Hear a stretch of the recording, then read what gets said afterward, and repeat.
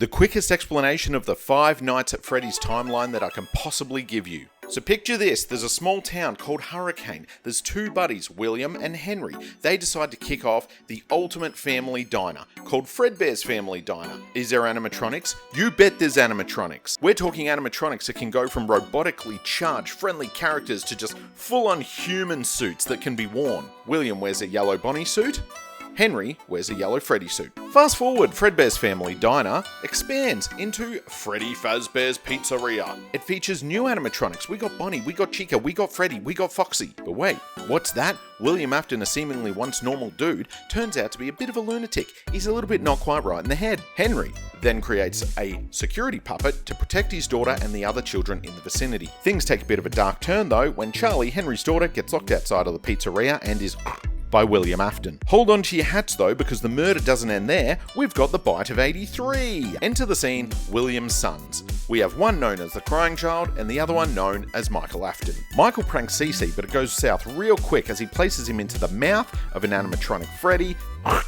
Bite of 83. In my opinion, this sets William off the deep end, leading him to commit the murder of 5 more children and stuff them into animatronic suits. But guess what? There's a bit of a side tale here, a bit of a twist, a bit of a side note. The security puppet, possessed by Charlie, steps in and helps guide these children's souls into the suits so that they can possess them and have a bit more of a conscious being. William experiments with this soul-in robot and develops a chemical called remnant. It appears to be a bit of an amalgamation between soul and metal, maybe a combination of both. It's a bit of a secret source to immortality. William gets fired, he opens up Afton Robotics, and he unleashes Circus Baby, an animatronic he designed to lure in children to their death and experiment further with remnant. And I think we all know what happens from there. William's daughter, Elizabeth, gets too close to Circus Baby. Say goodnight.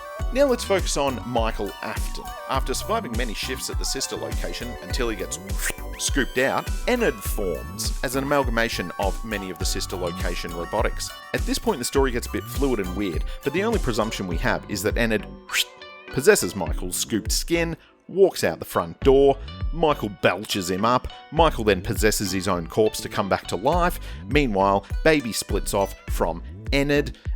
We have a lot going on. My personal headcanon then says that Michael goes on to look for his sister, but hey, believe what you want. Fast forward again, and we've got a bit of a grand finale orchestrated by Henry. He's had enough of the animatronic madness. He gathers all of them together, burns them alive, including Mike and William and everybody in the one location. Peace at last for everybody, good and evil, lovely. If only that were true. Enter a new company, a bit of a virtual experience, and William Afton, now a bit of binary code, becomes somewhat of a villain named Glitchtrap. Note that your mileage may vary on who actually is Glitchtrap. He takes over Vanessa, presumably takes over Gregory, creates an entire pizzaplex. Possessed Vanessa is then known as Vanny, and the stage is set for the glam rock series. Freddy, Chica, Roxy, and an alligator that is just absolutely intense and we don't know where Bonnie is. Then we play as Gregory, or GGY, a kid living within the Pizzaplex. He seemingly teams up with Freddy, takes on William Afton's evil plan through Vanny, and the animatronics go down in a big blaze of sour grapes. The blob's in there. In one of the endings it captures William.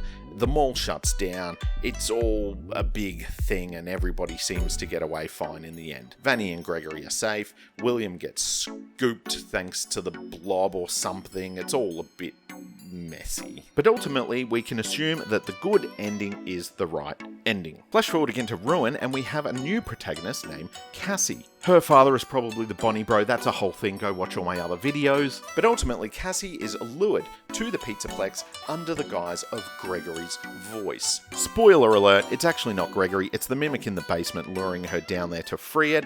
In the end, Cassie falls down a mine shaft. We don't really know what happens to Roxanne Wolf.